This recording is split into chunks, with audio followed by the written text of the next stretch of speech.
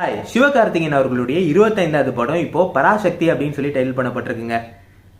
அதுவும் இந்த படம் உண்மை சம்பவங்கள் அடிப்படையில் எடுக்கப்படுற ஒரு படம் அப்படின்னு சொல்லப்படுது. எக்ஸாக்டா 1960s ஹிந்தி திணிப்புக்கு எதிராக ஸ்டூடெண்ட்ஸ் நடத்தின போராட்டத்தை பத்தின ஒரு படம் அப்படின்னு சொல்லப்படுதுங்க.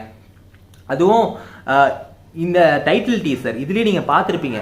சிவகார்த்திகேயன் பச்சையப்பா கல்லூரியில் இருக்கிற ஒரு மாணவர் மாதிரியும் அவரு அங்கே இருக்க ஸ்டூடெண்ட்ஸ் எல்லாம் அசம்பிள் பண்ணி இன்னும் படம் வேண்டும் அப்படின்னு சொல்கிற மாதிரி விஷயங்கள்லாம் பார்த்துருப்பீங்க.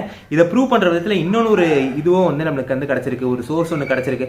உதாரணத்துக்கு இந்த படத்தோட ஒரு போஸ்டர் ஒன்று ரிலீஸ் பண்ணியிருந்தாங்க. இதில் தீ பரவட்டும் அப்படின்னு சொல்லி ஒரு வார்த்தை ஒன்று மென்ஷன் பண்ணியிருக்காங்க.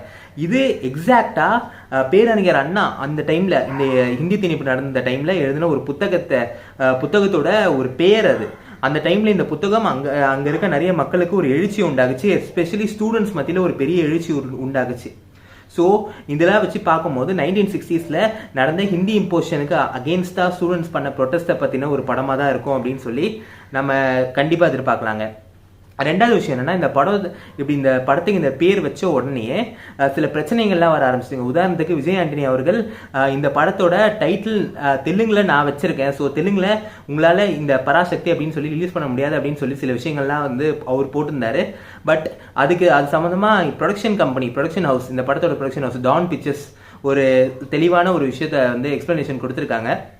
என்னன்னா இவங்களும் வாங்கி வச்சிருக்காங்க, தெலுங்குலயும் சரி தமிழ்லயும் சரி அந்த டைட்டில் வாங்கி வச்சிருக்காங்க. ஸோ இந்த படம் எந்த பிரச்சனையும் இல்லாம தமிழ்லயும் சரி தெலுங்குலயும் சரி பராசக்தி அப்படின்ற ஒரு டைட்டில் தான் ரிலீஸ் ஆகுது. அதுல எந்த பிரச்சனையும் இல்லை. ஸோ டைட்டில் அப்படின்னு வரும்போது கடைசி ஒரு விஷயம் என்னன்னா, இந்த படம் 1952 சிவாஜி கணேசனால் நடிக்கப்பட்ட ஒரு படம் பராசக்தி அப்படின்னு சொல்லப்படுற அந்த படத்தோட அதே டைட்டில் தான் இந்த படத்துக்கும் வச்சிருக்காங்க. 1952 சிவாஜி கணேசன் நடிச்ச இந்த பராசக்தி படம் ஒரு கல்ட் கிளாசிக் பிலிம்னே நம்ம சொல்லலாம். இப்போ வரைக்குமே நிறைய மக்கள் அதை பத்தி பேசிட்டு இருக்காங்க. அதை பத்தி இந்த பராசக்தி அப்படின்னு சொல்லி சிவகார்த்திகேயன் இந்த படத்தோட பேரை வச்ச உடனே நிறைய பேருக்கு இன்னும் அந்த படம் ஞாபகம் இருக்கு. சிவாஜி கணேசன் நடிச்ச படம். ஈவன் என் வீட்டுல இந்த படத்தை பத்தி நிறைய சொல்லியிருக்காங்க. ஸோ அந்த அளவுக்கு ஒரு நல்ல படம்.